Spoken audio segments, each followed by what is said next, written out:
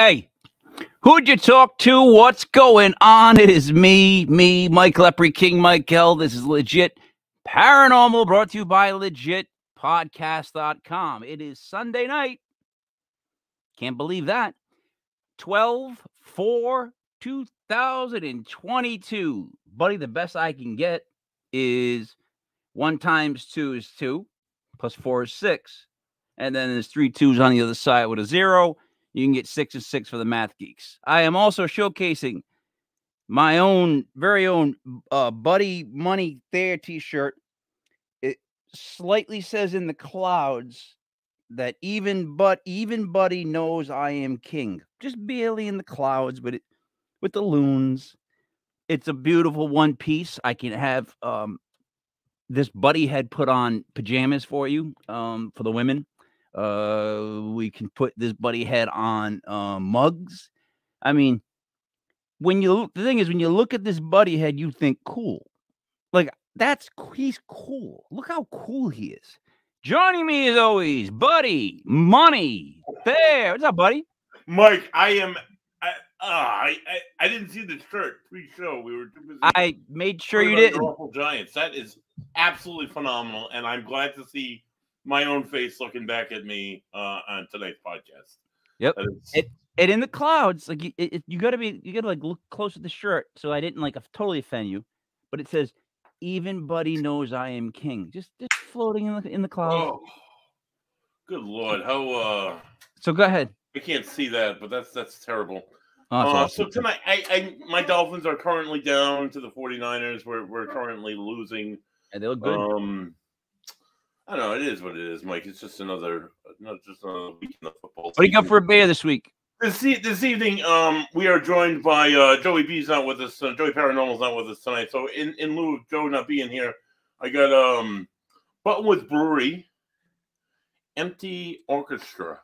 That's a nice can. Because Joey Paranormal's not in the orchestra. It's a lovely. They're all empty seats. It's a lovely. It's a triple IPA. It's 10% alcohol by volume. Holy Lord! Hey, that's a bad. They actually took that photo wrong. That's like a photo of like the seats, the people watching. If they wanted to show an empty orchestra, they would have turned the camera around right where that guy was standing and shot the other way and had an empty orchestra. Yeah, they did it wrong. They did it wrong. Like, clearly, we got to call wrong. Wrong POV. Would you now introduce the guest, please? The beer is quite phenomenal. It's lots of full of flavor and not too over flavored like some triple IPAs are. But they are. Run out and grab one today. I found them at Nikki's Liquor Store on Branch Ave in Providence, which has a mass variety of great beers again and IPAs. What? Sounds like nothing. Introduce the guest, buddy. Go ahead. So this evening we are absolutely blessed and not worthy, but we're joined by holistic healer. Holistic healthcare provider for over 30 years, owner of the Vitamin Pharmacy. In his practices, he uses bioenergetic testing along with laser and light therapies. He is certified in intracellular communications, bioset, Reiki, and other types of energy work. He is a PhD in biotechnology. He is a licensed ordained healing minister, as well as over 200 credit hours in the Institute of Quantum and Molecular Medicine. Jesus Christmas! Since the 1980s, he's been obsessed with the paranormal, actively investigating, pursuing the unknown and unexplained. Has taken him all over the country, affording him the opportunity to expand his knowledge base of cryptids and other local folklore mutations. Frank has also used his career knowledge to study the effects of the paranormal on the human body and energy. Please welcome to the show, former TAPS paramagazine writer, paranormal pop culture writer, Dr. Spectre. I'm sorry, Frank Cinelli. Welcome to the show, Frank. What's happening, guys? Frank, how would you rate that introduction? I'd give it like a 9. The enthusiasm was there. It was great. It's Dr. Spectre to, just clear things up. Yep. I screw something up every time, Frank. That's all right. You know that's what? The fun of it. That's the fun of it. Well, that's what we're all we enjoy. human. Yeah, we enjoy this. Buddy, we enjoy your intro. You actually did pretty good. To be honest, that was a long one. Frank, when you meet somebody, you don't give them that whole resume. Like, hey, how you doing? I'm Frank, and blah, blah, blah, blah, blah, blah, done. Shake hands. You just say, hey, it's Frank. No. I tell people nothing. You do. See, it's better to tell people nothing. Exactly. There's wisdom. The less people know, the better.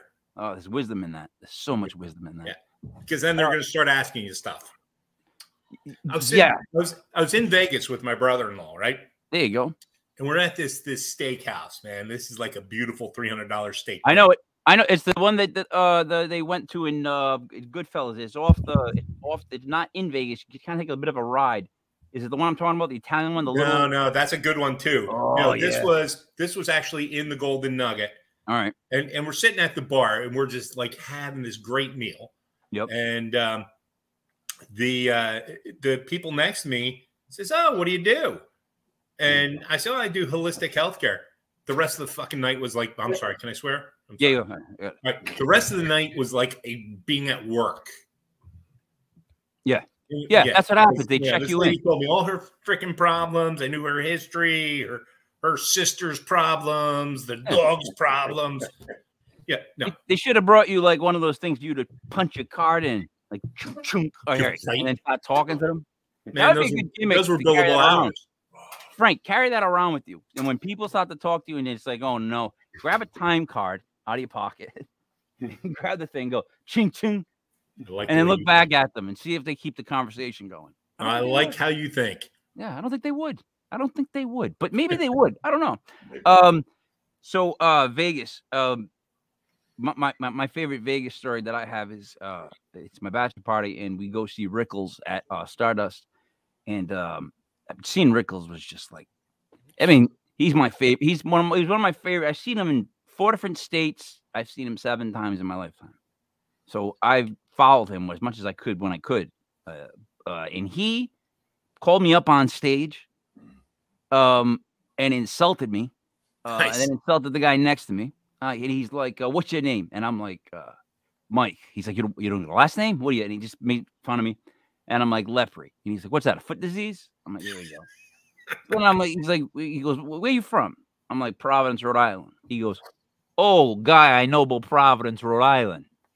Perfect. He knows I'm Italian. He knows Italians are from Rhode Island. He gets that immediately. So he starts making fun of that the whole time. We end up doing a thing. He gives me this bottle of champagne with his sticker on it when we're done. I've kept that my whole life. Like that's one of my favorite mementos. Yeah, you brought Vegas up. I had to share that one because Rickles was somebody that like could come out and insult everybody in the room for exactly what they knew they had wrong about themselves. Yeah. And then laugh. And there's nobody else like that anymore. We kind of lost that. The thing with Rickles is he was laughing with you, not at you. Yep. And people just get too, in serious and into themselves. And, oh, my God, he can't say that about me. Yeah, I'm Italian and, I know a guy who knows a guy. Yep. Yeah. Well, that's the one thing, though, we have learned. You can make fun of Italians. That's still kind of, for some reasons, I'm full Italian from, buddy, get a drink. I'm full Italian from Providence area, Federal Hill, whatnot. The Patriarcha goes back. Yeah. And you can make fun of Italians because Italians don't even care. That's the one thing that's weird. You can be like, oh, you wop guinea bastard. And I'd be like, hey, Frank, what's going on? Exactly. Yeah, we just don't give a shit. It's not in our nature. No. Man, I grew up in a town called Rosetto. Okay. Buddy, drink. Good. Right? Rosetto. There you go. We're an hour and 45 minutes from New York City, an hour and 45 minutes from Philadelphia. There you go. On a Friday night on Main Street, Garibaldi Avenue. Oh, there you go. There was a club called the Marconi Club. Hey, guy. So this entire street on a Friday night, Saturday night was lined with Cadillacs, all with New York City license plates. There you go. We got a lot of Corys around here. Yeah, we had a lot of like that happened too because Rhode Island was used as like a safe space for like the mob, like Patriarcha, all them to work out of because it's right in between Boston and New York, right? Yeah. It's got Federal Hill, which is got all the steak places back in the day, all the restaurants. It's got, and then like in Lymansville, where my mom grew up, there were like bars that were in like, you ever see a bar that there's no windows, no signage? It's just looks like a house maybe, but not really. Like maybe a 2-story house. It's gray the bottom, and there's just one door. Yeah. You ever see a bar like that, Frank? Yes. As a matter of fact, I have. I've seen several. So you know, like inside there might be like a slot machine. There shouldn't be stuff like that. Like way back they used to do. Like I found that out later on in life. My dad passed away. Like I got to find out all these stories that were like, really now. So yeah, those bars are fantastic. I would like to open a bar like that, Frank. See, I call the area that I have my bar in my house Bar Fangool. BARFONGOOL. And then, like it. Thank you. And then we actually got beers made by a local brewing company. We got them to make legit paranormal brew. And then, buddy, do you have a Bar Fangool on you? I don't. Oh, I have an empty can. Yeah, hold on. Then the can Bar Fangool. We actually had those beers made. I like Bar it. Fangool, right? Dude. Yeah, I'm gonna need one of those cans. That's what I'm saying. Like I know you would appreciate that. Look at there's the Nano with the wooden spoon. And it says, I still have scars from the spoon. Yeah, me too. And buddy, what does it say on the can? Always keep your mouth shut. Always keep your mouth shut and don't say anything to anyone. There you go. The perfect can of beer, Frank. You know what I'm saying? It's giving you life advice, and it's 6%. Even better. Can't go wrong. So, yeah, listen. All I got is like a generic blue Solo cup. There you go. It's good that you got a blue Solo cup because I've really in this area they don't, buddy. They sell red only. Yeah, all we have is red. We have the darker blue, but we don't have that light aqua-esque blue. Yeah, it's the special holiday pack at Sam's Club. Oh, that's dope. So Frank, on Christmas Eve, was that a bigger night for you than Christmas? God. Did you do the 6 fishes? I loved Christmas Eve. 7 fishes? Did you do all the fishes? Yeah, we did. All the fishes, the orange salad, the eel. Orange salad, you called it. We called it it had marshmallows and coconut in it too. It was ambrosia. Okay. Now, yeah, we didn't do that. It was just ours was just slices of oranges, black olives, and a little oil. Oh man, that's good. That sounds good. To die for. So my favorite Christmas Eve story is The Scream Heard Round the World. That's a good one. So good title. Thank you. I get lucky every now and again. So eel is a big thing, right? Hell yeah. So I live in the mountains. So it was kind of hard to get the local, markets would bring them in around Christmas. So we got 2 live eel, right? And I had them in my kitchen sink. And, and I was up at my parents' house, and it's, almost like a compound where our properties were connected. And so my niece and my daughter came down and saw these things in the sink, screamed the most blood-curdling scream ever, and beat the crap out of them with a spatula. Like they thought they could kind of just get gut in the house? What's that? They beat them as if like these eels just happened to get in the house? Yeah, exactly. Yeah, they thought they were snakes. So, have you ever cleaned an eel? No, I won't do. My younger brother won't let me touch any of the fish. Okay. You know those guys? Yeah, I have one of those. He won't let a certain thing. He'll say, "Get out of the kitchen." Yeah, and I turn around. But I'm kind of that guy. Yeah, it's my kitchen. Yeah, I do the booze and stuff, entertainment. Right. Okay, what happened with the eels though? I want to know when they smashed it. How did you now serve it? Well, then they came running up to my parents' house and told us this story, and so I had to come down, and then I had to, gut them and clean them right away, and and cook them. They're not dead. Yeah, you don't want them dead too long. That's you know what, buddy, you would definitely panic and scream and smash the eels. Mike, actually, I probably wouldn't, as I am a fisherman and I use eels quite frequently in the evening hours when catching striped bass. So I'm okay with eels. Always make sure you have a rag, Mike. That's key because they're slimy and they squirm right out of your hands. Yeah. Attaboy, buddy. Way to put me in my place. I appreciate that. That was a good comeback. How are the loons? The loons are lovely today. They flew off this morning, but I anticipate they'll be back this evening. So Frank, we're coming up on our 100th episode, and Buddy still claims that that's a window. I know better than that. Jesus. That's just a bad photo. But he still The to this mountains day of will Rhode tell you Island. that's the window and there's Rhode Island loon. out there. And he'll play loon noises because he's just not all there. He's got like 48 cards in his deck, Frank. Yeah, I get it. You know. So now you've got such a career that I want to talk about what's interesting you right now in paranormal, because so paranormal has gotten to the point where there's certain stories I've heard before, and it's like, all right, I want to hear what's next, or I want to hear something new, or I want to hear like something bizarre. So, like, for you to keep doing this the way that you do, put the effort in, all this stuff, what's still interesting you? Like, what's interesting to you? You know, and I got to say, it's less about evidence now Mm-hmm. and more about the experience. Do you know what I mean? Yep. It's like, yeah, sure. I love gadgets and flashy lights and buzzy noises and shit, but I'd rather just sit in a freaking room and feel and sense and then pick up what's going on. Yep. Yeah. Yep. Listen, that's weird because like I went through a journey doing this show. I was doing some sports shows, and then I decided to do I wanted to do an Art Bell type show on a Sunday. And then I was going to let Buddy host it alone. And I was like, all right, I'll host it because I know how to run stuff. And then I ended up doing it for it's almost 2 years now. But I got to the point where I wanted to stop doing it because I was sick of asking the same type of questions and getting canned answers. And then I had to make the choice that, all right, I'm going to do something different. And by doing it the way I've been doing it, like asking different questions, I've come to the point where that's what I think kind of too. Like my mind frame is now like that. Like I now think that way. I now what's the best way to say it? I now realize that what's more important is the personal experience, them discussing it, having someone to talk to about it, and like that's way more important than any evidence, because there's nothing you can show the citizens of the United States anymore, allegedly YouTube, that they're gonna believe 100%. Yeah. Like it could be an alien putting the president to sleep in a chokehold live. They still would not believe that was an alien. It would just be something that got ridiculous. Like there could be aliens above us with lights flashing down. I think people would be like, that's Russia. Exactly.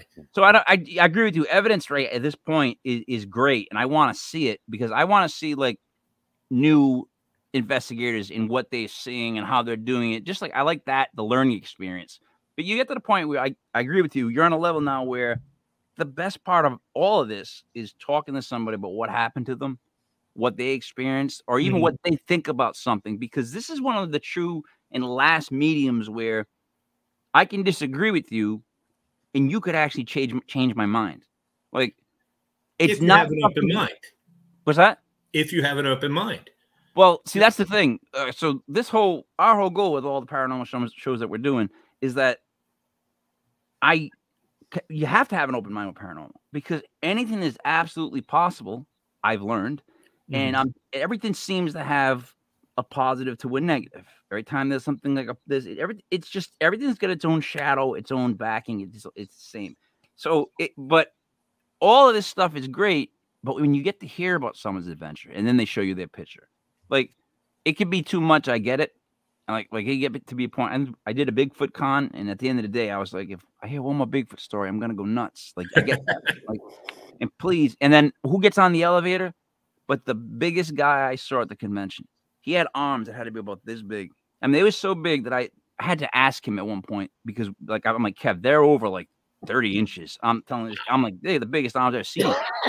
He comes onto the elevator right next to me after I made that claim, and I'm going to Red Lobster, and I'm just looking down. And he just looks down on me. He's huge. And he goes, he banged my trailer with the rock. And I was like, who did? And he goes, Bigfoot. And I went, oh. I knew that I'm not going to Red Lobster for another 20, 25 minutes. You know what I mean? Yep. Oh, yeah. I'm not walking away from. But what am I say to this guy? Yeah, I'm not saying a word. I'm going to just say, go, okay. Because if this guy was scared of Bigfoot, Bigfoot's big. Like, he deserves that name. This guy was huge. But, all right. So back to what I'm saying.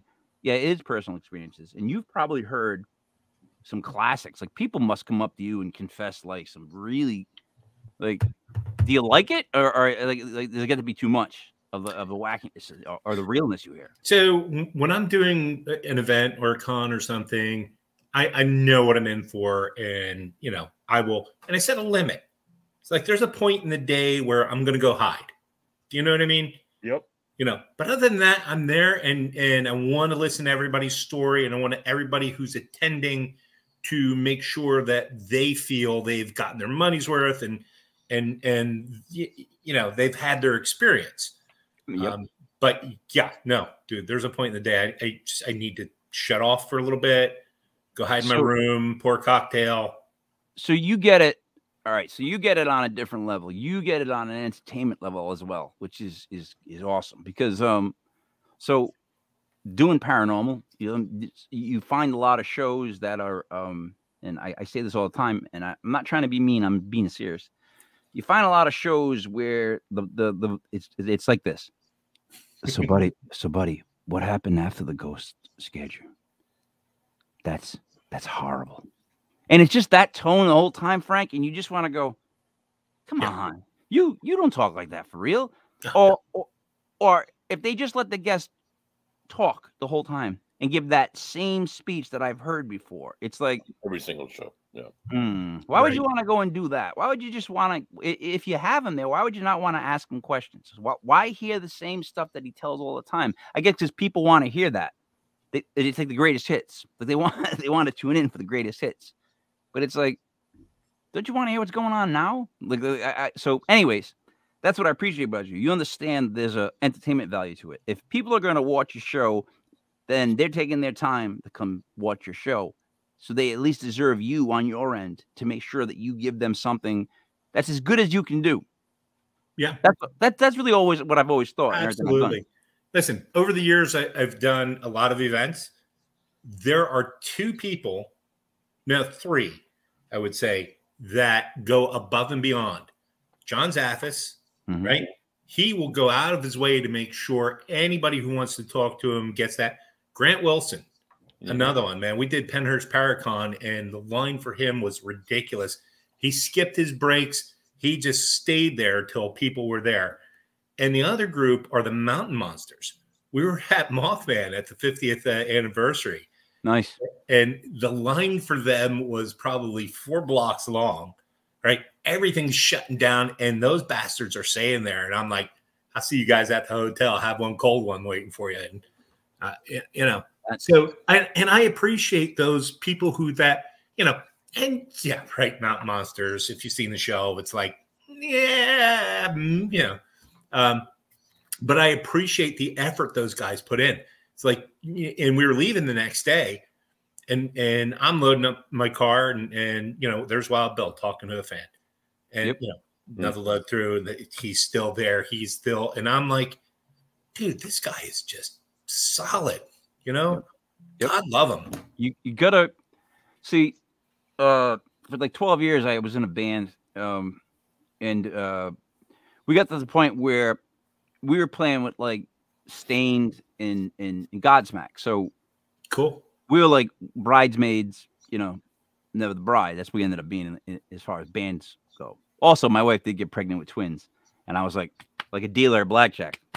I'm out. Like I was just out. That's how hard I'd be. But what we learned was, and I use this to my lazy advantage. Right after the show, you have to get your stuff off, right? Even if you're headlining, they want stuff off the stage. I would always say to them, guys, I got to go talk to the crowd. Like me and this other guy were the two frontmen singers. I'm like, we have to go talk to people. I can't help you move equipment. Like it was actually important. And they knew that it was actually it's important because you got to get out there and meet the people. Yeah. Because that way, when you come around again, there's people that you know, you spoke with, you talk to, they come, they bring friends. It's literally, that's how you build a base. You connect with them. So I would thankfully get out of having to move all that freaking equipment because I'd be like, okay, I got to talk to people. And that's how it works. Like, so they want people that are accessible, at least to a point, right? Like they got to know when they step a line, like you're eating dinner or whatnot, to just kind of pull back and be like, enjoy your dinner. You know what I mean? Mm-hmm. It's just, I don't know. Buddy, what do you got for questions? Because I know you've been writing stuff down. All right. Yeah. As in your intro, you in your bio, you talked about using what work you do with energy work in your paranormal investigating. Can you talk about that a little bit, Frank? Okay, so I mean, what I do is the main thing I do is called EAV. It's electrodermal acupuncture according to Vol, and we'll use resonating frequency. The big test I do is called the stealth organism test. Okay, so stealth organisms are any virus, bacteria, or parasite that goes intracellular, not in your blood. It's in your tissue. Lyme disease, probably one of the best examples of this. Okay, so what I do is I'll send frequencies through the body. Okay, and if that frequency is in you, it's going to resonate the same, and I know it's there. Okay, if it's not in you, what I'm sending in is disruptive, and your body goes into an attack mode. Okay, so your body reacts to different frequencies. Yep. Well, what is paranormal energy? It's a frequency. Yep. Right? And your body is going to react to this. And when I first started writing for TAPS, it was how to stay healthy while investigating the paranormal. You know, and then the editor calls me up one day. He says, "Can you write conspiracies?" I'm like, "Yeah, you don't even got to fact check those shit." Yeah. Oh yeah. So that became that much more fun, less work. But yeah, in paranormal, and we've all seen this. It's, you know, you have a group, you investigate, and all of a sudden there's that one person in your group that just starts being weird. Do you know what I mean? They kind of get like this. They're not them. They're out of character. Well, that's that frequency, that paranormal energy affecting their body. Yeah. See, yeah. So I've always been saying that, like, everything's vibrations. I don't know. That's how I can break it down as quick as I possibly can when I talk to people. And then they just ask me what I'm talking about. And I'm just like, because everything is a frequency. Everything is literally like, you're right. It is a vibration. I think that's extremely fascinating that there's existing vibrations or frequencies within our tissue. And I mean, obviously, if that's like if you could prove that to me, like if you could show me that, like come over and show me that, I would then ask you, well, then how do I change? Can I change the frequency of the tissue? Oh, absolutely. Yeah. So then, like, sometimes it needs to be tweaked. Like I know that's not. I speak for the dumb, so I want to get it as basic as possible. No, so that's the muscles tweaked. Listen. So our energy, we have a vibrational level. The higher you raise your vibrational level, the healthier you're going to be, the safer you're going to be investigating paranormal. Okay, a couple of quick ways to raise your vibrational level is singing, right? Yep.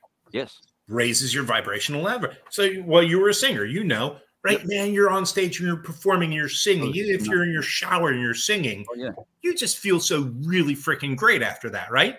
Yeah, I still sing all day long. I don't know. It's what I do. I'm walking around. So yeah. The other way, quick way to do it is laughter. Yep. Right? You know, we're sitting around, we're bullshitting, we're laughing our asses off. We're having a good time and we feel good. Yep. Okay. Prayer, the power of prayer raises your vibrational level. That's what's missing. And a hug, simple freaking hug. Yep. Can raise somebody's vibration. Somebody's having a bad day and you recognize this and you say, "Hey, bring it in. Let's hug it out." You know, that raises them. So those are like 4 quick ways you can personally raise your vibrational level. And that's going to keep you healthier, going to keep you happier, and it's going to keep you safer in a paranormal situation. So a hug I get because it's basically the feeling of that you're not going to fall. Like, in other words, when someone hugs you, they're holding you. And yes, it's a moment of support where that's a great feeling. I can see how that does it. I would dare say laughter may be the most important thing we have left. I mean, I am a biased comedian fan. I love comedians. I love watching comedy. I think making someone laugh is the hardest thing to do if you're able to do it right. Like, some people can just do it, and it's just like, how are they so funny? Like, do you know what I mean? There's just something about it. There's some people that are just funny, period. Like clown funny, like Jim Carrey type funny.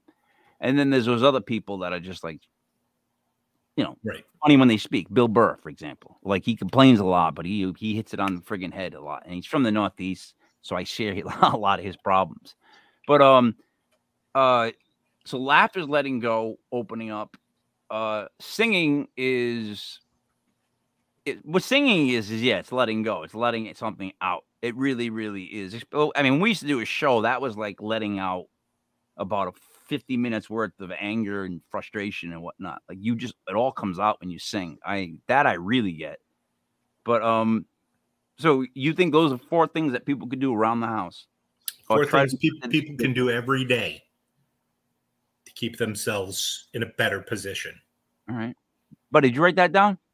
I did. What is this related to? Like, so I'm an investigator myself, and having experienced this myself, I look for alternative reasons for this, but people say it all the time. Is this like one of the reasons for, like, say, the paranormal hangover, like the after effect feeling of after investigating, you just feel worn out and destroyed? Well, so there it's more physiological. So what happens? You're in a very intense investigation, right? You're staying up later than you usually do. Mm-hmm. So your adrenal glands, your adrenals produce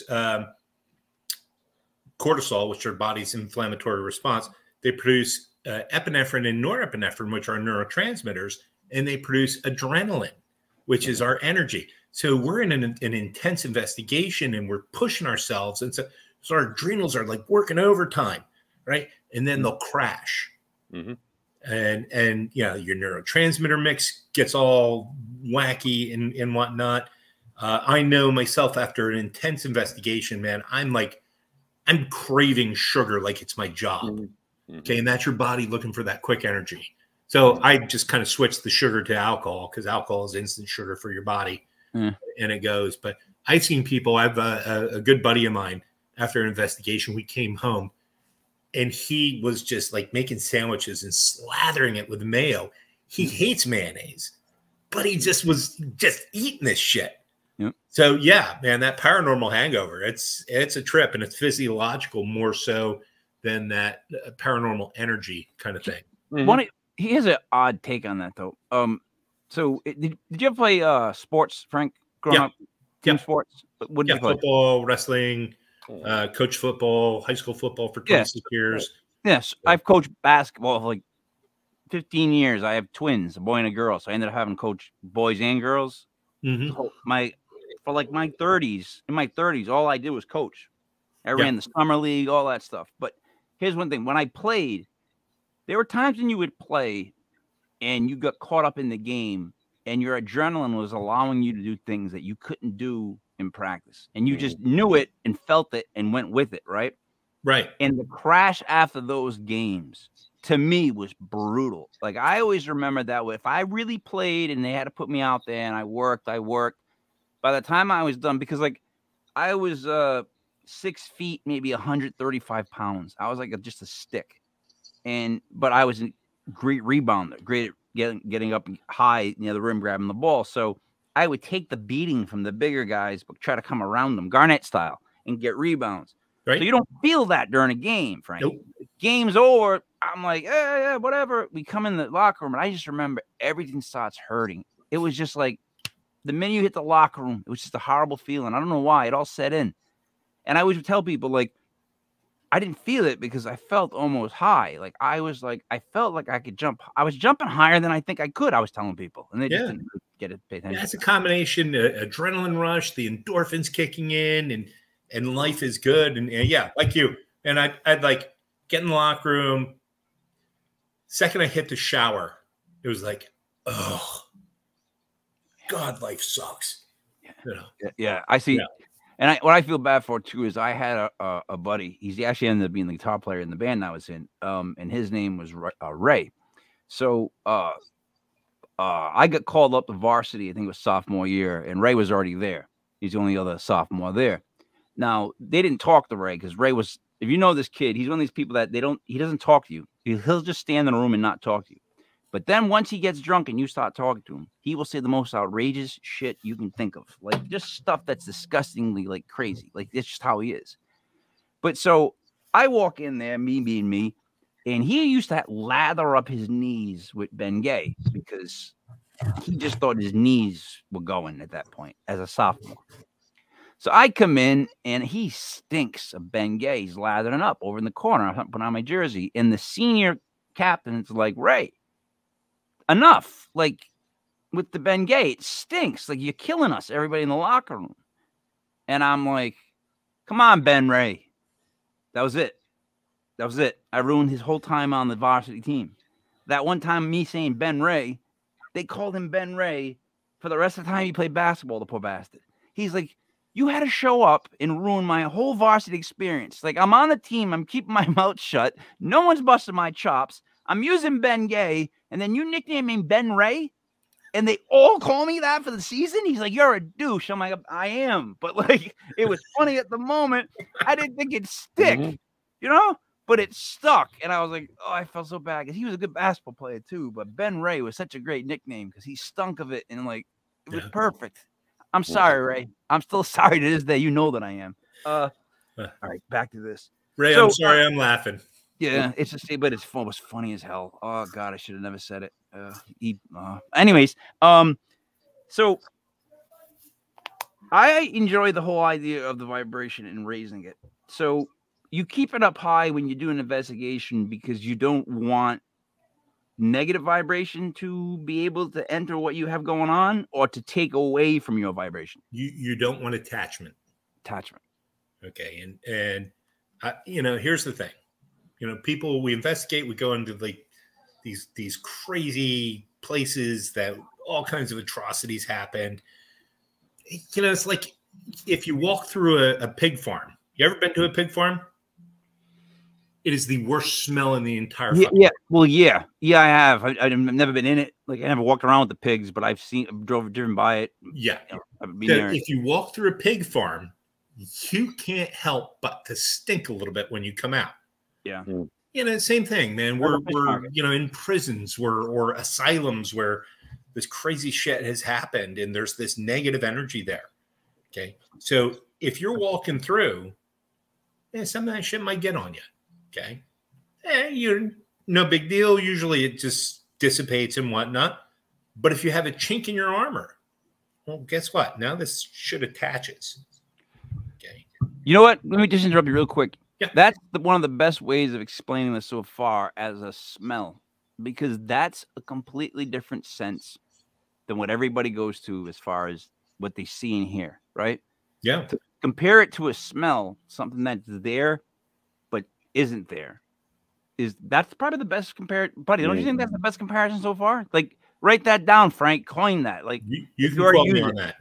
But that's fantastic. I got to give credit where credit is due. My old man had a saying for every situation. That's fantastic. Okay. So this was one of his. At one point, I thought about going on to become a psychologist.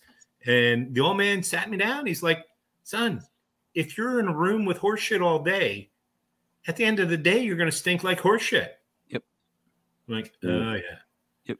My favorite was never get in a pissing contest with a skunk because you're always going to lose. Yep. Yeah. Yeah.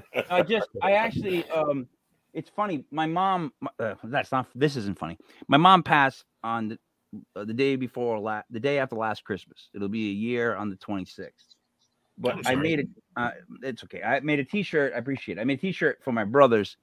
It's a picture of my mom and my dad, but it's more of a. I made it like with that cartoon image, and it's got her quotes, and her quotes were "Piss or get off, shit or get off the pot, go piss up a rope, your sister's ass." She's always used to say your sister's ass. And then my favorite was her quote about any football game she ever watched. The quote is drag them off, drug them up, get them back on the field. My mom, it was not like a spokesperson for CTE. Like, my mom was like an old Italian lady that was like, get them back on the field. You know what I mean? She just right. So I put those quotes and made them look like elegant, like Hallmarkish. And my brothers love it because it's like, she was such a beautiful person, but she would say such things now that people, if they heard out of context, they'd be like, holy Jesus, what's wrong with her? It's like, there's nothing wrong with her. She's just saying crazy things. She's her. Listen, I never met your mom, but I love her. Yeah. I love those sayings. Well, you know, sure. And it's in September, it was a year we lost my dad. Sorry to hear it. Well, You know, it is what it is. He was 95 and worked until the very day he couldn't. Yep. Okay. Wow. And died peacefully in his sleep. Got a chance to see all the grandkids before he died. Yeah. My mom pulled the G move like that. She got herself right out of the hospital, said, I'm dying at home, right? Wouldn't tell anybody, never told anybody what she had, but we knew anyways. And then ended up dying in a house, with family surrounded her exactly like she wanted. The day after Christmas, which was the day that her mom was born. She died on her mom's birthday. Wow. So like my mom went out like a G. She planned that Right? shit. That's beautiful. But the reason I asked you, Frank, though, without losing your dad, yeah, he was 95, but when you get to the point where there's I have no grandparents and no parents, so there's nobody to look, no one to ask the dumbest of questions. No, we're that generation now. Yeah, isn't that tough for you though? Even isn't it tough even now? Like you lost, he's 95. Yeah, it's been a year, but it's still gonna be hard, right? Because that you're now hard. I mean, I worked with my dad. My dad was a physician, so he and I worked together for years. Forever. And so it's hard now because, you know, our patient group comes at me like they would come at him. Yeah. And man, that's not my bag. I'm a PhD, not a real doctor. So I can't advise on all the stuff they want me to advise. So it's hard to pick up that mantle. And I mean, with the family, you know, he was the GOAT, man. People just all the nieces, nephews, you know, Grandpa, what do you think about this? Grandpa, what do you think about that? Well, yeah. Now it's like, hey, Uncle, what do you think of this? I'm like, you know, so it's hard to replace that. That's what I'm saying. Like, I always say that the toughest part has been that I don't get to call up. Yeah. I didn't feel ready. I don't feel ready to not be able to call up. Now, Mike, let me ask you a question. Okay. Right? So doing what we do as paranormal investigators. Yep. Okay. Would you try to reach out to your mom? All right. So my whole thing with this show is that I've only gone on maybe one or two things that are considered paranormal investigating. I want to do more now. And two, would I try to reach out to my mom? Definitely, because my mom. All right, so here's what's been happening. My mom said she was going to haunt me and my brothers, literally even in a note she said it, but she said it was in person for the rest of our lives. And I've had so many messed up things happen to me. My birthday, so my mom always used to buy me something with the Giants, like a Giants t-shirt for my birthday and Christmas. Like literally she was the only person. And I realized actually at one point, she's one of the only people that got me gifts, if not maybe the only person that always got me a gift. And it was like something with the Giants. So early that morning on my birthday, I bought a pack of football cards just because I was thinking about it. And that was the cheapest thing I could find. Within that pack were rookies of Evan Neal and Kayvon Thibodeau. I mean, two Ruby rookies of the Giants, my favorite team. Mm-hmm. So the two New York Giants rookies, the ones that I would want. And I was like, that's spooky. I come home. My mom always used to say that my dad was a Blue Jay. I sit down because I can't believe I found the two rookies. Two Blue Jays land. Starting to lose it, Frank. Like I'm starting to be like, I don't want to see this stuff. Like I'm trying to block out. I was trying to block it out the whole day. I go do something else and it has her in it. It just messed up. But then to end the day, I'm telling my wife how messed up my day's been, how hard it's been for me to handle. Because it's like I try to block it. Because it was building up and it was so blatantly obvious in my face that it was bothering me.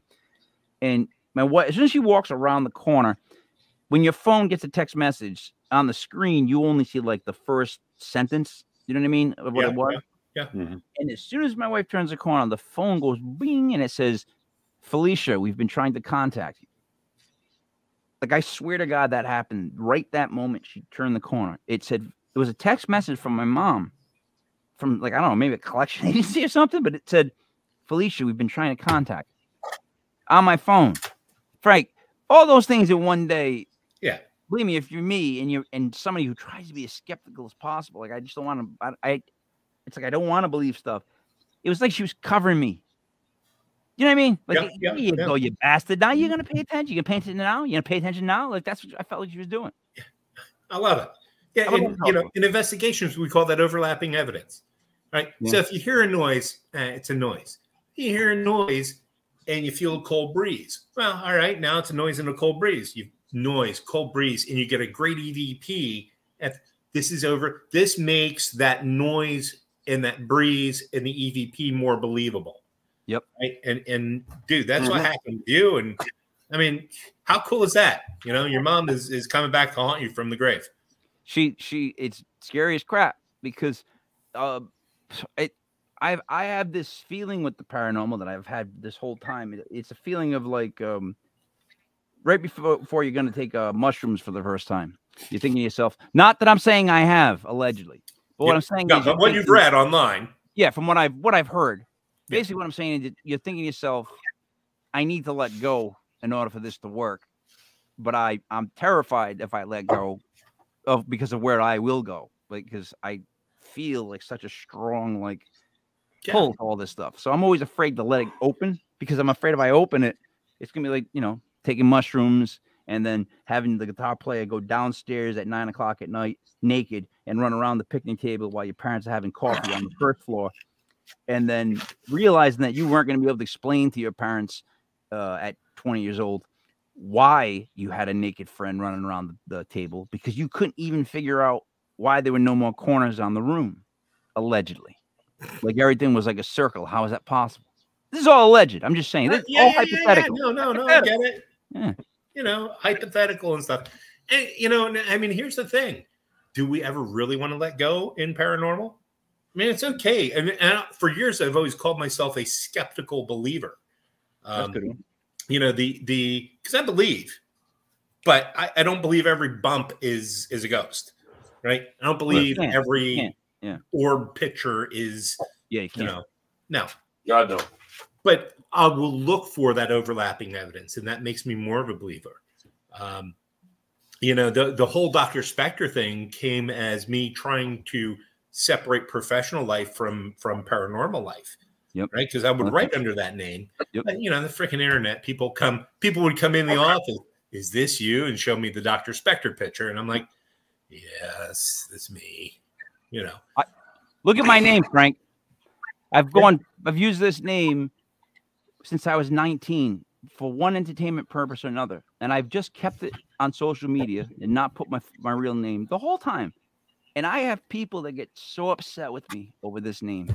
They will argue with me. They will say, tell me to grow up. And I'm like, grow up. I don't want to put my real name. I don't want to use because I just don't want to use it. I'd rather use the stage name for everything. So it makes me happy that I get to do that. Like, and then I actually called one of the guys Genius Kev. And he's a really smart guy. He's close with Genius, but I did it to irritate the guests because inevitably they would take him on. Some would like engage with him to see if they would prove they were smarter, which cracks me up.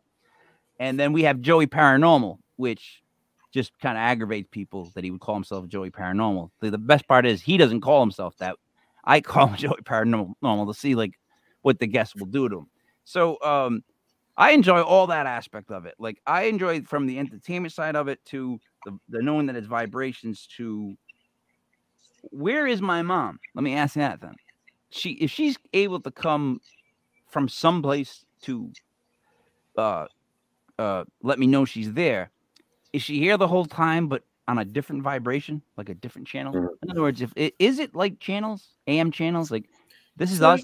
Yeah, it's one like that. It could be other people living in it. Yeah, it's you know, and again, a lot depends on your belief system. Yep. And I'm going to assume, you know, you're Italian from around. I'm going to assume you grew up Catholic. I was raised Catholic. Yes. Yeah. Okay. Yeah, me too. Altar boy. Priest gave me a scuffle on the back of the head because he caught me drinking altar wine. Bada book. Yeah. Yeah. So I would sit. I had a Monsignor as a patient, and I would sit with him weekly, and we'd discuss this. And he'd talk to me about this stuff. When we make it to heaven, God lets us come back and check in on our loved ones and make sure that they're doing the right things. And again, this is one small little belief system in this great big world of belief systems. And there are other people who believe that the souls that come back never crossed over because they were afraid of the judgment. And there are people who believe that you know, that there is no purgatory, and it's just this we're at this level, they're at this level, and sometimes those levels cross, you know. So I was told I was on my 57th attempt at life, that I had made it over on my 28th attempt, but for some reason I've stayed this long. But however, that this was my last life. I was actually told that. I was like, oh, okay. And then I was told that I would live to be 73, I think. Literally told 73. And you know how great that is? Like, my wife was like, oh, that's awful. And I've had people tell me, that's horrible. Well, I'm like, that's so awesome. right. Like, you're telling me that I got another, what, 20 years or so? 22 years or so? Hell yeah. Like, I'm not gonna die for another 20 years, Frank. So I can go para jumping. I do whatever I want now. Living large, wrestling, baby. Right? Learn knife fighting now. Anything I want to learn is up for game. I got till 70. You can't take anything away from me till 70. She didn't say anything about paralyzed though, or like blind or anything like that. So maybe I should slow down because I probably could end up seriously hurt. Yeah, that won't work. I rethought that, guys. I'm sorry. I'm gonna rethink that plan. I'm not gonna go nuts until I'm 72. Frank. Yes.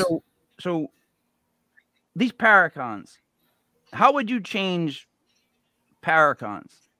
All right, here's my question. Here's why I'm asking. So we're doing a bunch of different shows. We're growing out of people. We're doing a news show, and we're going to do a clip show of like small teams from all different parts of the country to kind of see like the different methods they use, the new stuff they found. It's going to be like a clip show to bring everybody together. So we're doing all these types of different shows. But the one issue I have getting into this whole paranormal fray is paracons. I find them to be like a bingo hall with tables and crafts. Mm-hmm. And I'm not being like, it's like a roller skating rink on a Wednesday. It's like, how do we change those? How do paracons become? They don't have to be so gimmicky, cheesy that it's awful. But how do they become more fun, more engaging, more like something to do? Like it's not just, you know what I mean, walk around tables. So paracons have gone through this metamorphosis. And I remember years ago, it was very, very rigid, you know, and you stood in line, shake hands with the guys on TV. You'd go and listen to the lectures. Yep. And, you know, you walk around the thing and that was it. You didn't want to be seen drinking in public. And so, you know, we'd start to have all like these room parties at these hotels, which was really cool.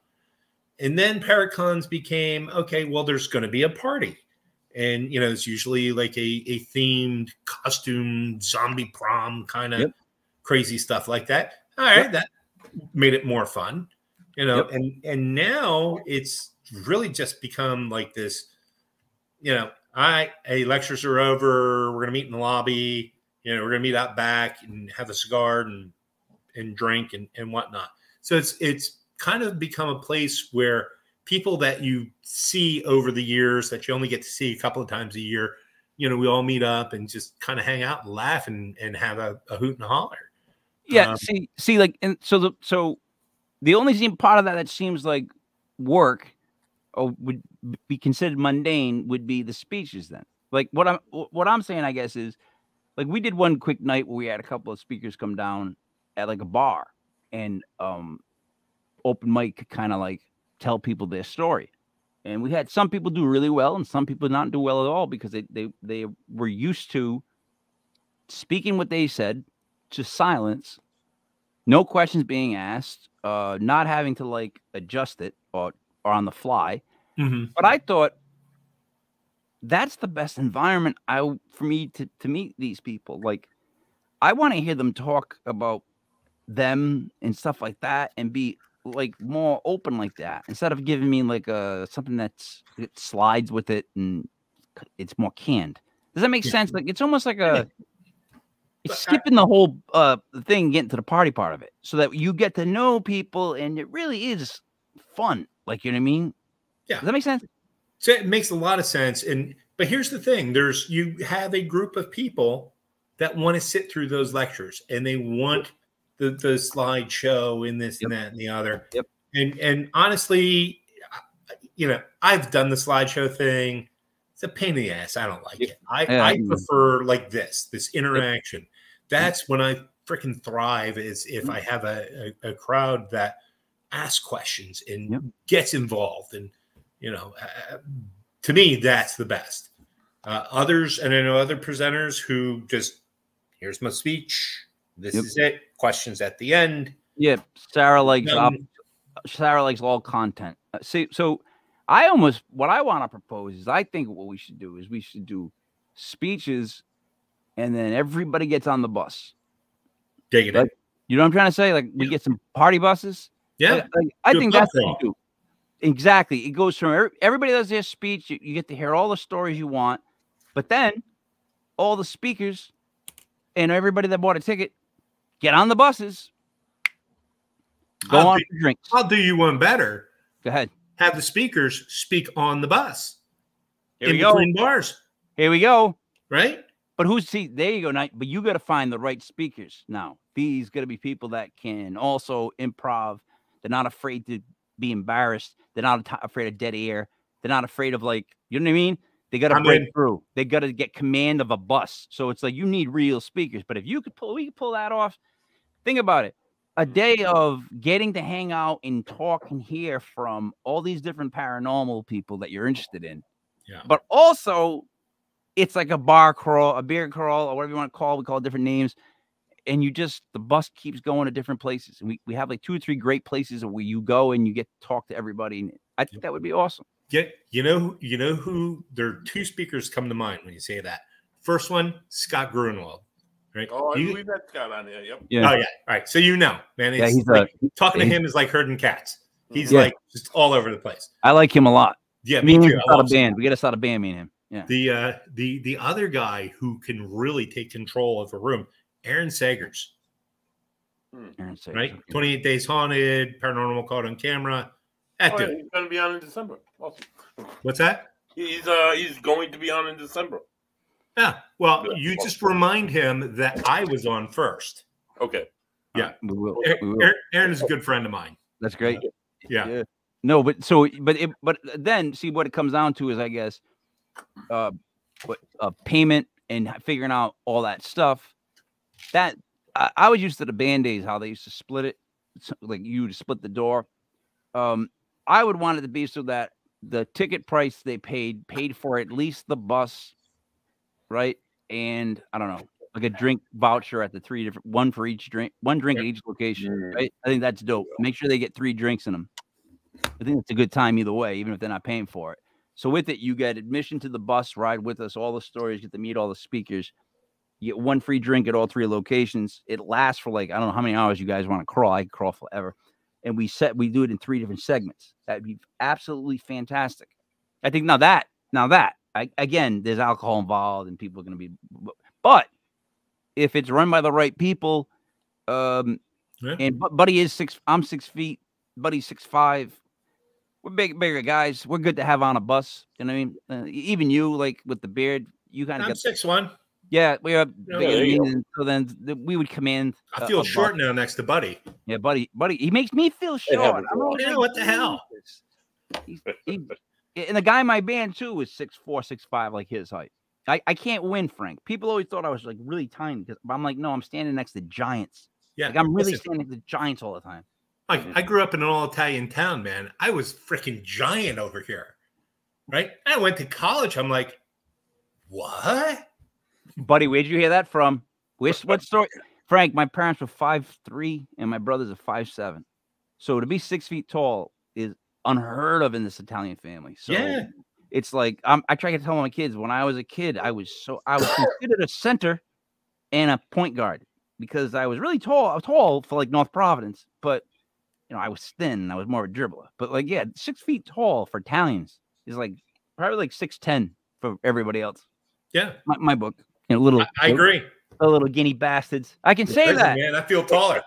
I'm full Italian. But yeah, the bus rides would be phenomenal. We could literally, like, I'm being serious, like, because these are things now that the public gets to hear their content, but we get that engagement from both ends. So it's satisfying for both the speakers and the people there to listen, right? Yeah. I mean, those party buses fit like what? 50 people on a bus, right? 40, Yeah. something like that. Those that. square ones. You get, say, 30, 40 a bus. You get 3 buses. Hey, that's a party everywhere we go. Every time we land at a bar, it's a party. We brought in a party. I know I could hook up with bars now. Ooh, even Block Island. We even have a bar location on Block Island that we're friends with. They're going to be Ghost Island Tours. It's located out of a bar on Block Island, and he runs ghost tours, and we're going to work with them to do podcasts on our site. But in the summertime, I want to go down there for events. And I was like, what if I get speakers to come down? And they're like, it'd be great, make the days, weekends better. But, I don't know what to pay them because we've never done this. And it's like, but Dave, if you brought them down to Block Island, like, you just get them to stay there. Like, it's Block Island. Like, most people, I would hope would want to have a vacation for a couple of days and maybe do some speaking and socialize. Like, what the hell is wrong with that? So I'm like, you got to understand your Block Island. So, like, I have all these wild ideas that I'm looking to push. One of the scariest moments in my life happened on Block Island. Oh, really? Yeah. There you go. I mean, I'm up like 3, 4 in the morning every day. I just don't sleep. So when we go to, especially like a beach location, I'm out and I'm on the beach with my metal detector and I'm doing the thing, right? And it is a foggy, eerie morning, and the moon was just so creepy all around me. And I get a hit. Okay, I start digging. I get a paper bag. And I start pulling up the plastic bag, and out of the sand comes what looks like 3 fingers. Oh, wow. Scared that shit out of me. I'm like, oh, and I jump back and I drop my equipment. And I'm like, oh, shit, where's my flashlight? And I'm looking and I start digging a little bit. It was hot dogs. Freaking hot dogs. Who throws away 3 hot dogs like that? It's, and as I'm like excavating with the metal detector and looking for, like foil and beer cans and shit were coming up. I guess somebody had like a little beach fire thing going on and then buried the extra hot dogs. I've never heard of that being done. It was high tide came in. I'm telling you, it was so creepy. The other thing that happened on Block Island, right? So as you know, I used to write conspiracies for Caps Paramag. So one of the things that I wrote about was Lyme disease, right? So big out of Block Island. Well, Project Paperclip, after World War II, brought in all these German scientists that were working in biological warfare and sent them all to Plum Island, right? The Japanese were literally working on weaponizing Borrelia, which is Lyme disease. That goes to Plum Island. Wow. And the theory is one of the ticks escaped with one of the workers across the ferry in the Lyme, Connecticut, which is why that's ground zero. So Jesse Ventura does this big expose on this. They moved the facility from Plum Island to Block Island. Right? So, and I have a patient who's a chemist, and she was offered a job there. She wouldn't take it because she knew what they did. So, I write this whole thing up in TAPS Paramagazine and put it out there. As I'm on Block Island, I'm tooling around, right? It's just like small island. I come across this little dirt path. I go down it. There's a 12-foot high razor wire fence, right? Yeah. And at the end of the path, all you could see was the top of a cement bunker. It's a freaking fishing island, for God's sakes. What is this? So I'm on Beyond Reality Radio. Jason Hawes was one of the hosts, and Jim Johnson, right? And I'm telling the story. Hawes starts freaking out. He's like, I know this place. I've seen this, and I had that same thought. It's like, what the hell? This doesn't belong here. So yeah, Block Island, man. I'd go back in a heartbeat. Also, I talked my way into the regatta party. Just saying. There you go. There you go. Yeah. I think the problem is with Block Island people or people from our area. We don't ask very much about things like that. There's just a lot of things that are in the New England area that we just don't. Listen, I was a masshole for 5 years. Oh, you go. I lived in Mattapoisett. Oh, wow. Yeah. Massachusetts has changed a person. Damn they straight. Really are. Those people are. I know the proper way to pronounce Quahog. There you go. Yeah. All right. So we have somebody that does a show with us on Mondays. We do legit paranormal vacation planning. and she has the most Boston accent you've ever heard in your life, like wicked pissa. Wicked pissa. She'd break out like, "I got the car. Oh, God, guy, I got the car. What? The car?" It's like, what? Like, how? It's like they hate ours, and they decide after the first, like, what's it called, syllable, they just they just go, they stay with it. Like ba becomes ba. They don't end it. There's no R, no bar to it, no bar. It's not bar, not a car, bar. It's ba. But they say it so beautifully, like the real Boston people. They say it with that like Mark Wahlberg like twang to it. You know what I mean? Yeah, yeah. Get the cat. I gave her locations. Sometimes like I'll read it and like this would be hilarious to listen to court. You say this with her Massachusetts accent, and like, she doesn't. Yamit, the old Yamit in, just like stuff like that. It's hilarious. Yeah, and she never thinks she's wrong. Like that. Oh, there you go. Yeah, there you go. Yeah, it's like traumatizing. Yeah, yeah, it must be. As I'm thinking, it must be traumatizing. So, the future that you have planned, are you planning, or are you just letting things happen? And if you are planning, like, do you feel like that whole, like you were saying, that whole change in the, I don't want to call it the force or the ethos, but that people are more now wanting that personal connection of it. They want more, I don't know, they want to be more personable with people. I think you have a good, healthy mix. You got enough people that still want the gadgets, still want this, that, and the other. Yeah, the tech people. But you have more people now who, like us, want that, just the personal experience of it all. And I think in paranormal, you kind of need both. And it's like, hey, man, hats off to the young bucks who want to, start creating all this technology and so on. And I was there. I wanted that. I've done experiments and crazy stuff and all kinds of cool things like that. But now I don't want to carry the equipment. Yep. I'll be honest with you. My knees aren't what they used to be. See, Frank, that's why the shows, so the news show will be paranormal, actual news, conspiracies, things that are going on, like maybe a couple of clips from the teams that have signed up. There's been a lot of teams from different cities, but the clip show is going to be my favorite because I want to show what they deem as evidence or what they think they saw or spotted, especially when they're young teams. Mm-hmm. And the thing is too, like we were saying, if we get different cities, hopefully we get different approaches, different lore, different, just all kinds of different things. And to see the different things on this clip shows is going to be fun. Like I'm not gonna talk soup it where I'm like making fun of people's clips if it's like ridiculous, but I want to be like, I want to analyze it a little bit. I want to look at it a little bit. I'm not gonna like try to say something that's not or it isn't, but I've told everybody, expect me to have at least one reason why I may not believe it. Right? Like, because like that's what, if you're reviewing a clip really fast, you're doing a bunch of clips so that you have this growing community where they all tune in and we all share stuff and they're all going back and forth and you show them all different people rapid fire, like more evidence stuff. Right. I think you'd have to give kind of almost like a positive and a negative, right? You should. That'd be the best. I think so. I mean, unless it's a full body apparition caught on camera coming up and saying, "Hello, I'm a ghost," there's doubt in everything. That's why I'm saying, like, you need that stuck in the mud character on a clip show.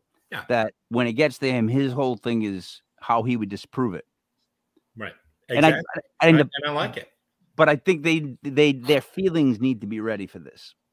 Feelings get hurt in the paranormal, and the thing is, they need to know we're not out to hurt your feelings, but to do something where it's like this, you got to let people give positive and negative feedback. It's just how that goes. Feedback is one thing. You can't disrespect. No, you can't disrespect them. Like that's what I was saying about doing this, showing this stuff. No, you can't disrespect. You got to be, even if you're giving negative feedback, it still has to be done in a positive way. Yeah. Like, hey, I see what you're saying there, and I can understand how you would think this, but here's what I think.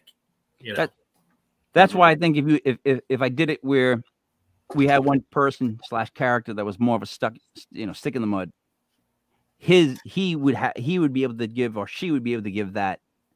Here's the doubt side, and it would be expected coming from that character, so it wouldn't hurt as much. Does that make sense? Perfect sense. Instead of me like doing differently than different clips. On one clip, I'm all like, yeah. And this clip, I'm like, well, here's what I thought wrong. If it always just comes from that one person, that's a great way to like. It's kind of like American Idol with Simon Cowell. There you go. Yeah. Blame it on one guy. Blame it on one guy. Yeah, right? But people love him. People love to hate him. Yep. So speaking of clip shows, I'm going to throw a plug in here real quick. Go ahead. I will be on Paranormal Caught on Camera tonight. Ooh. On the new episode at 10 o'clock. Nice. That's a scary show, man. I've caught that a few times myself, and some of the things that they actually catch on camera, like wow, it's kind of wild. Even as an investigator, like wow, I like see somebody like creep around a stairway, and then I was like, oh my god, that was real. That's crazy. So yeah, I mean, shit like that I've seen investigating and so on and so forth, which is really cool. The thing I sent in, I have never seen in my entire life. Wow. And haven't seen since. It happened a year ago, the day before Thanksgiving. Mm-hmm. So that's awesome that you're going to show it. If they let them always know, and I always say this: if anyone ever needs a stock Italian guy, like just like an average Italian guy to say an Italian line, I'm their guy. Like whatever you need me to say, like I can do. I can do the guy, what happened? Whatever you like, whatever like the small line they need, transitional. I got my 8x10 or 11, whatever the size they claim it is. Actually, the only 8x10 I got is Lonnie Anderson. That's like literally the only 8x10 I got in the whole place. Is my science Lonnie. What football team do you like, Frank? Steelers fan. I got Rocky Blyer on a mini. I got DeMonte Dawson on a mini. I have I have a bunch of Steelers. I used to have a Mean Joe Green on a chrome. It was all yellow Steelers helmet. I have a lot of signed auto memorabilia. Like I have Michael Irvin, Lawrence Taylor, Dick Butkus. You know, guys that are the ones that I like. Legends. Yeah, good stuff. Like the baseball bat behind me is Tom Glavine and Randy Johnson. They were pitchers my day that were one killed a bird, and one took the Braves to the World Series for what seemed like 20 years in a row and couldn't win it. Right? Like the Braves seemed like they were there every friggin' year, but they couldn't win anything. Wait, I keep getting this. Yeah, I'm sorry, Sarah, but it's like my sports Tourette's. I always say that. Like my kids even get mad. Like they'll say, when I tell you something about my life, you don't have to compare it to a sports analogy. And I'm like, sometimes that's all I got. Like if that's all I got, and that's the best way I'm going to get it across to you, what do you want from me? You know what I mean? What analogy would you like? You know what I mean? Like I'm not going to like, let me talk about flowers and why you're like a flower. Like what the fuck? That's not dad.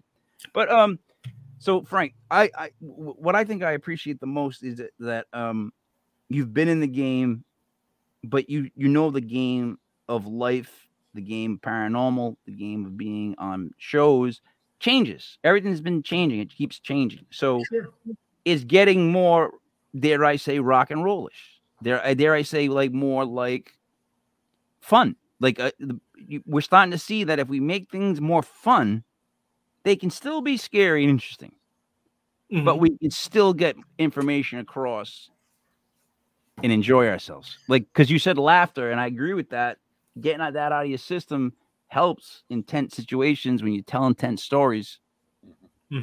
I would think it usually seems to help the guests we have on. Like if we get into something really dark, like I'll make fun of myself sometimes just to draw attention away, and it works because it gets really deep, and you want to feel that emotion with them. You want to acknowledge it, but then it's always good to give them an excuse to get out of it by, it's not hard for me to make myself look dumb. So it's something I've learned to do. And I like dead air time. Like when we did the live show, I wanted to tell, I'm a Norm Macdonald fan. So I like to tell jokes that go nowhere, that take a long time, or that I know they're going to be bad, but he knows this. He knew, like I was telling jokes I knew were going to go over like bad. But I just, after I would tell him, I would just stand as if like, you know what I mean? As if it went over well, but it didn't. I get issues, Frank. I guess what we're saying is I got a lot of issues. But buddy, do you have any more of your questions? No, not right yet, Mike. I'm just fascinated by the conversation this evening more than anything. So yeah, it's been a lot of fun. This is what I do it. This is what I do it for. Guys, hold on. Go ahead. Zach, if you want to go through, go through. Yeah, go right through. That's my son. Yeah, Zach. Ah. My kids, one's at Bryant University, and one is upstairs. There you go. Yeah, my daughter is at Bryant University. She was actually did a short film with us. Frank, we did a short film for like a local short film contest at 48-hour Film Festival. And we made such an amazing film. It's awesome. And I only say that because it was, not because like I'm trying to be cocky. It just turned out to be good, like much better than I expected. But like I had a whole vision for it. That's part of my background too. And we guerrilla warfare like filmed it, like with my daughter's the actress, me and Buddy in the armory. I got an old Civil War uniform that was authentic from the Rhode Island thing. Digging it. Yeah. And we were so good, but it ended up being the winners were the 3 films of the 3 groups that have been there for 10 years, did every one, and that the judges used to be members of. So they gave us one award And a rig. in a way that was like to shut us up. And I didn't care about it. Here's the funny thing. I didn't care about an award at all until I realized it was political. Then the Italian in me was like, nah, I got to make some noise. I'm going to give her a little hard time. I'm gonna. So I did. I gave her a little hard time. I'm like, come on, look at here and look at this. Like, I had 4 original songs in that clip. Like, no one else had that. And then, like, we actually had dialogue. They didn't even really have dialogue on that one. And one for best writing. So it got weird. And it got funny because I realized that I caught them in kind of a weird spot. And she was getting aggravated. And then, I don't know. I had a good time out of a negative time is what I'm trying to say. Like when someone was trying to break your balls or do something that's kind of like the wrong way, but you still knew that it was good. Yeah. That care package. Vindication, that vendetta. Oh, yeah, we don't talk about the care package, buddy. That's not something here's what happened. Allegedly, Frank, I'll tell you. Allegedly. She claims to have mailed like a friend's birthday gift to my house instead of our trophy. And I'm like, no, what are you talking about? Like, what? And she's like, well, here it is. I sent it. I'm like, well, I have no idea what you're talking about. I'm like, can we still get our trophy? We never got our trophy. She never sent us the best use of best line trophy for the awards thing. And it's weird, Frank, because like it was all about like the fact that she was so upset about like, I don't know, a package didn't show up or I don't know what she's complaining about, Frank, is what I'm saying. Right. I would never do anything like that. I've never heard anything like that. Nothing was ever addressed to my name, but I do like Amish popcorn, even though I've never eaten it. Some of that cheese is kind of good too. Oh yeah, it is. Well, you don't get a trophy, then you find cheese, you eat it. As far as wrapping it up, Frank, what should we? What would you like to plug? What would you like to let everybody know really quick? Well, I mean, like I said, I'm going to be on Paranormal Caught on Camera tonight. Okay. Other than that, I have nothing to plug. If anybody knows anybody putting on events for next year, my schedule is open. Yeah, you got to work with us. Yeah, we'd have a blast. Oh my God. Yeah, we would have a great time. No, I want to do that bus thing in the worst way. Yeah, we should. Yeah, we should do the bus thing. We should try the Cape Cod thing because we'd have a great time again. Hopefully, you find some hot dogs. We cook them up. Wait, what? Cape Cod? What was that? I mean, Block Island. I do that Block a lot. Island. All right. I do that a lot. Block Island. Yeah, no, it would be great to do that stuff. Like you'd be the perfect person. It'd be a lot of fun too. I can't wait to do that stuff. I can't wait to have stuff where, yeah, it could be scary at moments, but I know I'm going to have fun eventually. That makes sense? That perfect sense. Like, oh my God, I get scared. I know I'm going to have a drink. Yeah. I already know I'm going to be good. Yeah. Buddy, what do you got? You want to wrap up? This week the Dolphins lost, and I'm a little upset, but life goes on. Wait, is that a football team? Yeah, the Dolphins, right? Yeah, like the Miami Dolphins football team. Yeah. Yeah, look. I thought Florida only had one team. I thought it was like just Tampa Bay, right? Right. No, we have Florida has several teams. Thank you. Yeah, I have this one I always use. Right. Buddy wasn't alive. They haven't even been in the Super Bowl since 1984. Buddy wasn't even alive. So, like, it's lonely being a Dolphins fan. I feel for Dolphins fan. I'm a Giants fan that suffered through 4 or 5 years of a fact that you can't fix an offensive line. You talk about it all the time, and you can't fix it. It was like a marriage. Like by week 5, I'm already looking at the draft. I should sue them for what they've done me the last 4 or 5 years. Rip my soul from me. It's like you give up after week 5. It's like I don't want to watch the playoffs. I'm disgusted. Listen, you know what? You're a Giants fan. I'm sorry. Yep, it's low-hanging fruit. There's just so many jokes, so little time. No, I know, but we have the only team to win 1 Super Bowl in each of the last 4 decades. We are, and we have all those old NFL titles before the Super Bowl, and we did the one thing and had the greatest sport. Like, in other words, I'm sad because I know I'll never have another sports moment to match 2007 and beating the undefeated people I knew, flying their parents in, buying big screen TVs for the finale of this undefeated season that they were going to have.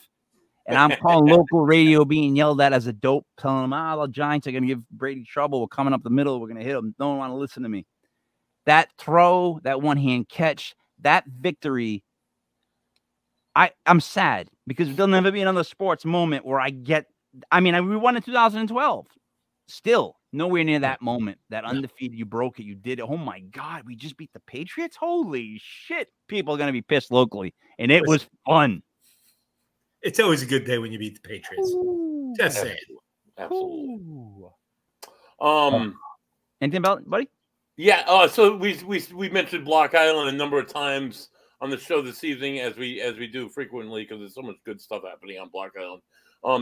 To name one in which in particular, right on the chest of your shirt there, my photo there, that is on Block Island, cool. June 15th this past year. It was a lovely day. I didn't even know it was you. I thought it was just like a stock handsome photo. Yeah, that's actually me, Mike. I had no idea. I'm at a Coast Guard house, doing some fishing in the beautiful Block Island, old harbor, new harbor. So that's yeah. This is gonna do good with the ladies. Yeah, right it's my Blake. It's my Blake photo. It's when I was Blake. So if you're not like tied up from football or from getting on buses with paranormal people and driving around and getting drunk, join us next Sunday as we host. He's the director of. He's from the UK. He's from, like the sheriff. He's from the good town of Nottingham. He's the director of UK GH I imagine that's UK Ghost Hunters, and he's the owner of the Haunted Museum of Nottingham. Welcome us as we join. Welcome us. Just keep going. We welcome Steve Wesson next Sunday to the show. Pete Wesson, his name is. Steve, not Christ. No, Steve Wesson is his name. Steve Wesson. Okay. And we have a show tomorrow night, right? From Nottingham. We have a show tomorrow night at 8 o'clock. We do, and I don't know where we're going tomorrow night, Mike. Vacation planners. Basically, what we do, Frank, is I act like we're trying to sell vacations, and they keep giving me like horrific paranormal things that happen at these hotels or murders and whatnot. And then I try to spin it like, but there's a pool. You know what I mean? Like that's like the whole fun of it. So it's been fun coming up with these weird facts. There are a lot of like selling timeshare. Yeah. Like selling exactly. See, buddy, you need to talk to Frank more. He gets it. You got to HR tomorrow at 11:30. We'll discuss it, okay? Because you're not. I gotta figure out how to get like Frank. It's tough to get through, you know. But okay. Metagon. Yeah. You got anything else you want to say, buddy? Are you done? No, this beer was like I didn't even finish my first one tonight. Triple IPAs are just like way too much flavor for me. Yeah. I like to stick to the doubles, but not to say anything bad about Buttonwood Brewery. They do a lot of great beers. They're in Cranston. Empty Orchestra is a little bit too much, but the photo's wrong. The photo's wrong, but the rest of their repertoire is pretty good for the most part. This is just. I just need some water. Frank, you get that right? That pitches the wrong point of view for an empty orchestra, right? Yeah. It should be empty crowd. Empty crowd. All right. Anyways, I have to give a real quick plug to a friend of mine growing up, local person. Rhode Island officially made marijuana legal. Woo! Now, It's also legal for caregivers. I'm speaking strictly of a caregiver. The name of said company is High Harvest, highharvest.net. What they make are like brownies and there's cookies in here somewhere, and different edibles. A lot of it, some of it's not CBD, some of it's sativa, indica. It's a good way to meet up with somebody that almost manages your marijuana intake. If you're somebody that's looking for edibles and you have some sort of pain, or that's any other reason why you use it, you just like to get high, I don't know. It's always kind of good to know where you're getting it from, who you're getting it from, and that you're not going to get like all of us that have ever been in the band scene. You get that one hit where somebody doesn't tell you what they put in it, and you spend 3 hours trying to figure out if you should continue your life in this whole industry. I remember one night walking home from Providence. We walked, I don't know, 15 miles. I don't know, really. I just walked all night because whatever we smoked, it just felt like your whole body collapsed. And we ran out of there like we were escaping like a fire. It was just the worst. Allegedly. Hypothetically. I mean, these aren't things I really did do. I just know a guy and I use his stories. But so yeah, highharvest.net. If you're especially in the local area and you're looking for edibles, all kinds of edibles, like ridiculous amounts of weird things now that they're making. Like I won't even get into it, but you go on the website, you've got a ton. Other than that, Frank, I had a great time. Like I really enjoy guests that are refreshing. Here's what I know, that when someone comes on our show, I make sure they come on as late as we can get them on. So that way they just see the way we look. And like that one woman said, she thought we were what, yokels? What was her what'd you call us? Yokels. Yeah. I've gotten yokels, dopes, gotten some great like responses. And I kind of like that because then once we start talking, it's like, oh, this guy's not completely stupid. All right, this might not be that bad. Yeah. Like yeah. Well, I appreciate you playing along because like you are great conversation. Like you can tell how long you've been doing it, and again, you'd be great on the bus. You could command the bus, Frank. EVP on a reel-to-reel. How about that? Really? Yeah.